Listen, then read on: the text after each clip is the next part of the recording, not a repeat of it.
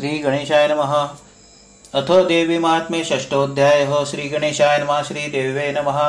मेघा म्हणे सुरतासी मार्कंडे सांगे शिष्याशी, सूत सांगे शौनकासी पुढील कथा श्रवण करा।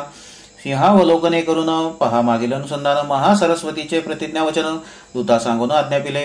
एकुणी देवीच्या वाक्यासी दूत क्रोधावला मानसी, तोरे येऊनी शुंभापासी सांगता जाला विस्तारे। म्हणे मी देवीपाशी निश्चित तुमचा महिमा वर्णिला बहुत, परी ती तुम्हा नाही मानित युद्धाविण सर्वथा। ऐकुनी दूताचे वचन दैत्यराज क्रोधावला दारुण, सेनापती धूम्रलोचन यासी बोलता झाला। शुंभ म्हणे धूम्रलोचना घेऊन आपली सेना, आणावी ती दुष्ट ललना, केशाकर्षणे करुनी बळे टाकावी वड करुनी, तिचा पाठीराखा आलिया कोणी।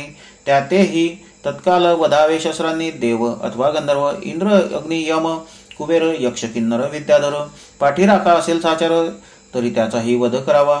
मेघा म्हणे सुरता लागून ऐसा शुंभे आज्ञा पिला जाण। तेव्हा तो धूम्रलोचन त्वरे करून निघाला, घेऊनी 60 सहस्र असुर। तो धूम्रलोचन महाक्रूर हिमवत पर्वत थोर, येता जाला तयावरी पालाणोनी सर्वदड। तो पर्वत वेडीला सकड, तै एकची जाला हल्ल कल्लोळ। देव पाहती अंबरी गुप्तरपे तेथे राहून, इंद्रादी सर्व देवगण जगदंबेचे कौतुक पूर्ण पाहते झाले ते काळी।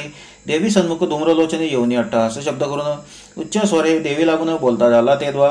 म्हणे हो तू लावण्यराशी चालावे शुंभ निशुंभापासी, जरी प्रीतीने तू न येसी तरी बळेची नेईन मी।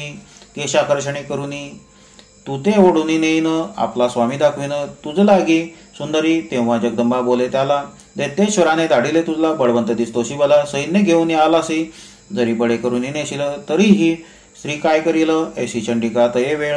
ऋषी म्हणे बोलिली ऐकुनी चंडिकेच्या बोला, धूम्रलोचने तेव्हा धावला तो देवीने भस्म केला। हुंकार मात्रे करुनी देवीच्या हुंकार मात्रे करुनी भस्म होता धूम्रलोचन। असुर सैन्य कोपायमान होते झाले ते काळी, 60 सहस्र असुर भयंकर महाक्रूर। धावते झाले देवीवर अट्टहासे करुनिया, मारा मारा कोणी म्हणती मेघा ऐशी गर्जना करती। कोणी वृक्ष पाषाण टाकीते देवीवरी अतिक्रोधे, शस्त्रे टाकीते झाले बहुत देवीवरी असुर धावत। यावरी चंडिका काय करीत क्रोध पाहुनी ते काळी, धनुष्या जोडून तीव्र शर निवारीला शस्त्र निकर। वृक्ष पाषाण थोर थोर छेदुनिया पाडिले, शक्ती परशुपट्टी शाही खंड विखंड करुनी सर्वही। असुर सैन्य पाडिले पाही भूमीवरी तेव्हा, तव देवी वाहन अतुरबडी सिंह पिंजारी रोमावळी। गर्जना करुनी निराळी उरलिया ते मारित असे, तेणे कर प्रहारे देख असुर मारिले कित्येक। पुच्छ प्रहारे अनेक मारुनी टाकिता झाला, मुखे आणि वेगे करून तैसीचे अधरे घेतले प्राण। नखे करुनी उत्पाटन करिता झाला असुरांचे, मारुनी तल प्रहारासी छेदिता होय असुर शिरासी। छिन्न भिन्न अवयवासी करुनी रक्त प्रासित असे, ऐसे सिंहाचे महाबळ क्षया नेले असुर सगळ। हे श्रवण करुनी तत्काळ शुंभ कोपाते पावला, देवीने वदिला धूम्रलोचन केवळ हुंकार मात्रे करून टाकले सर्व सैन्य मारून एकही क्षण न लागता।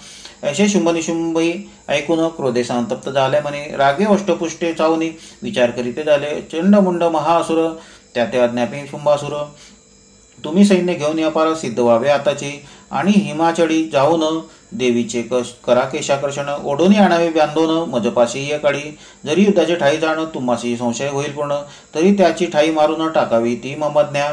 सर्वांनी शस्त्रास्त्रे करून मारून टाकावी भवानी, माझा संशय काही मनी धरू नये सर्वदा। करावे सिंहाचे हनन जो असे देवी वाहन, तुम्ही सैन्यासहित जाण देवी एकटी ते काय। सिंह पशुचा बडीवार कायसा तुम्हा होनी थोर, तुम्ही देवादिकांशी अनिवार क्षणे सिंह मारावा।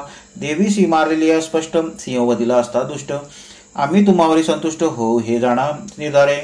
ती धरिली अथवा मारिली तेथे, परी बांधून आणा तिथे इथे। आम्ही पाहू अंबिकेते कैशी स्त्रिया आहे ती, धूम्रलोचन महावीर हुंकारे मारला जिने सत्वर। तिचा देह कैसा दुर्धर पाहू आम्ही कौतुके, श्रोती व्हावे सावधान आता पुढील अध्यायी जाण। चंडमुंडाचे हनन तुम्हा सांगून निर्धारे, श्लोकाचा अर्थ येथे वर्णिला यथार्थ। श्रवण करिता होय स्वार्थ, सर्व पुरुषार्थ साधती। तैसेची भावे पठन करिता, सर्व सिद्धी होय तत्वता।